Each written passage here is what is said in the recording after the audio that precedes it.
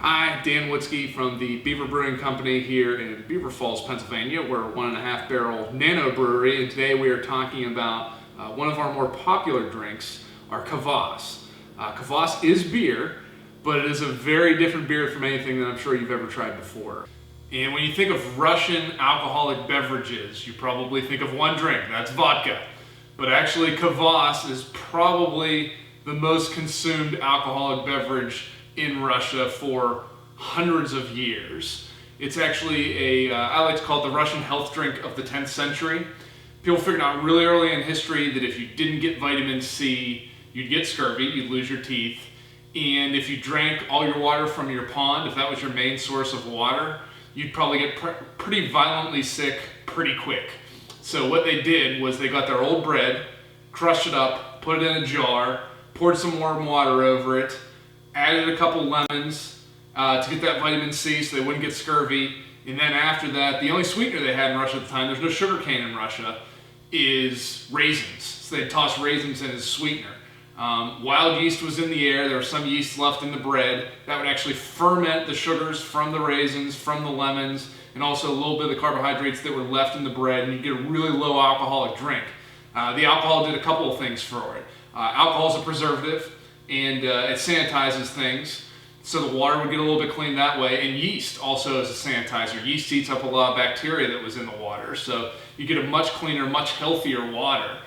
Main ingredients in Kvass: water, lemon, bread, raisins. Very different beer. About 1.5% alcohol is all you're going to have in a Kvass.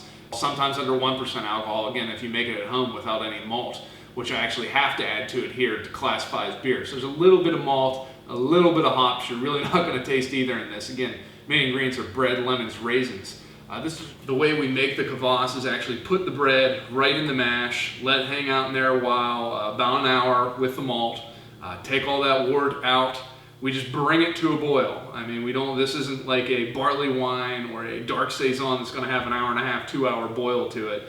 It's a very short boil. We just literally raise it to a boil, take it out, cool it down, open ferment, which means this is not a closed fermenter. If there's wild yeast in the air, it's going to hop in this Kvass and give it whatever funky flavor that it has right there. It's supposed to be unique. Again, that's how Russians made it 1,200 years ago. That's how we're trying to make it here today.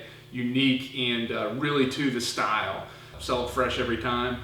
And like I said, if we don't sell all of it, we don't keep it around for another month or two, we get rid of it, because Kvass is supposed to be consumed fresh, and something with that little of hops and alcohol in it really doesn't have any preservatives to keep that beer. So if you're making Kvass at home, serve it fresh, drink it fresh. And I only serve it here so people know what it is. Again, it's bread, lemons, raisins.